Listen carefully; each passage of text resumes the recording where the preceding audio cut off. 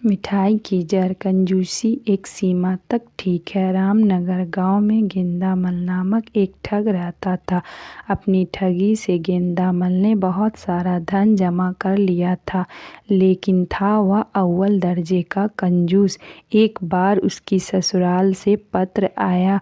पत्र के मुताबिक उसे ससुराल पहुंचना जरूरी था।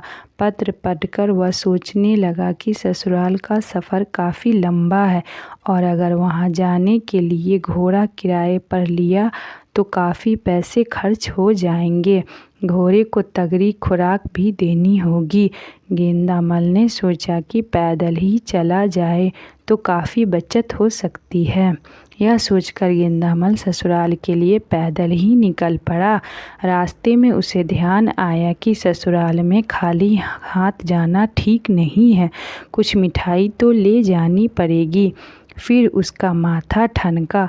उसने सोचा मिठाई मुफ्त तो मिलेगी नहीं, इसके लिए भी पैसे खर्च करने होंगे। मिठाई के खर्च से बचने के लिए उसने एक तरकीब निकाली और मिठाई की जर ससुराल ले जाने का फैसला किया। यह सोचकर गेंदामल गन्ने के खेत के पास पहुंच गया। उसने खेत से 5-7 गन्ने उखाड़े और उन्हें लेकर ससुराल पहुंच गया। दामाद जी के हाथों में गन्ने देखकर सास सारा माजरा समझ गई कि ये चोरी के गन्ने हैं। सास ने पूछा, आप ये गन्ने क्यों लाए हैं? कंजूस गेंदामल ने बात बनाते हुए कहा, सारी मिठाइयाँ तो शक्कर से ही बनती है और शक्कर गन्ने से बनती है, तो मिठाई की जड़ गन्ना ही है। सोचा मिठाई की जड़ ही लेता चलूँ, वैसे भी आजकल शुद्ध मिठाइयाँ कहाँ मिलती है। यह कहकर गेंदामल ने अपनी सास को वो गन्ने थमा दिए। सास ने सोचा कि दामाद को सबक सिखाना ज़रूरी है। 3 दिन तक ससुराल में गेंदामल ठाठ से रहा और खूब माल उड़ाया। जब वह विदा होने लगा तो सास ने कहा, दामाद जी, मैं आपको 5 कपड़े देना चाहती थी, लेकिन मैंने अपना इरादा बदल दिया।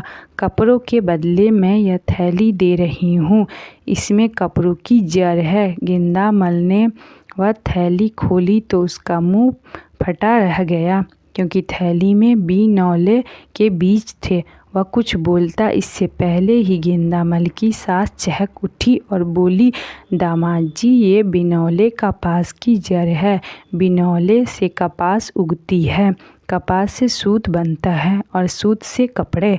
गेंदामल समझ चुका था कि उसकी सास ने नहले पे दहला दे मारा है। अपनी ठगी की बदौलत गेंदामल ने भले ही ढेर सारा माल जमा कर लिया था, लेकिन पैसे खर्च करने से वह हमेशा कतराता था।